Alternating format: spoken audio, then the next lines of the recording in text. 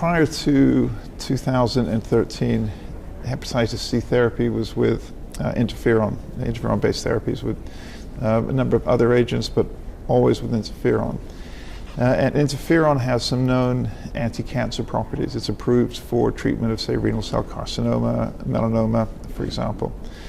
Direct-acting antiviral therapies, which were approved in late 2013, don't have these same immune modulatory activities. And the role of these direct-acting antivirals in suppressing or promoting carcinogenesis is really not well described. And it certainly is a very different approach to antiviral therapy without a direct immune modulating mechanism. So we had an interest in looking at the impact of treating hepatitis C with direct-acting antivirals compared to interferon. The other important thing, though, is that the direct-acting antivirals are more tolerable, so you can give them to older, sicker patients.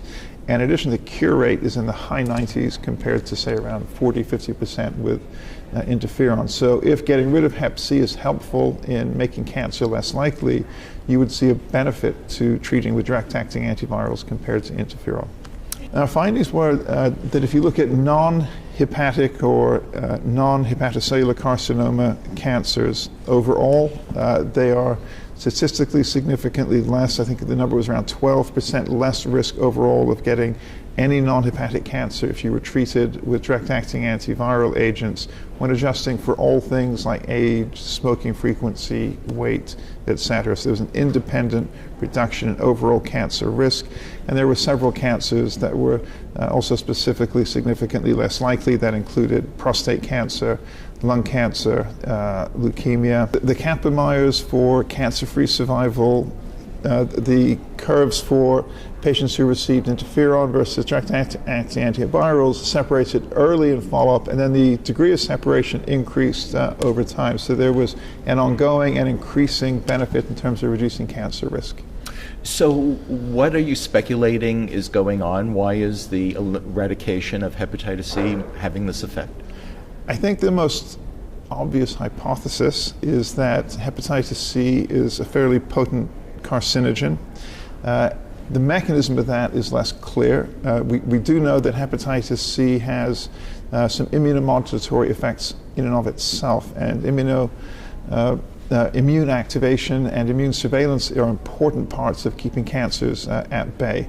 So with hepatitis C, the core protein and the NS5A proteins, for example, suppress the interferon response elements of our nucleus.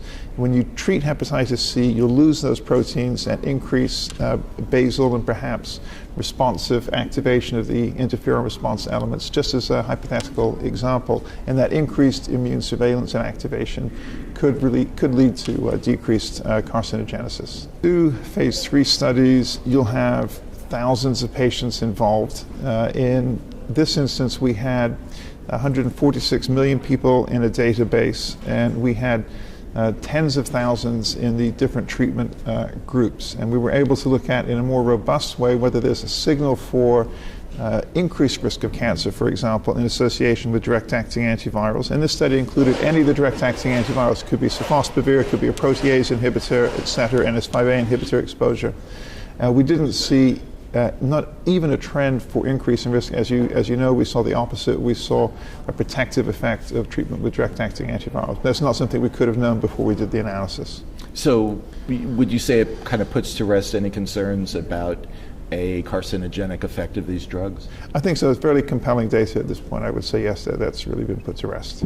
And any other implications you see of the data in terms of the public health approach to eradication of hepatitis C? I do. I think we don't know exactly how many people have hepatitis C in the United States. We have estimates, and the estimate is somewhere between 1 and 2 million people still have hepatitis C that have not been treated. Now we're knowing that the overall risk of a non-liver cancer in that group of patients is around 12% higher, and they have increased risks of lung cancer, prostate cancer, pancreatic cancer, etc. That may be reduced by treating hepatitis C. As if you needed another reason to get rid of hepatitis C, lowering your cancer risk is now added to that list.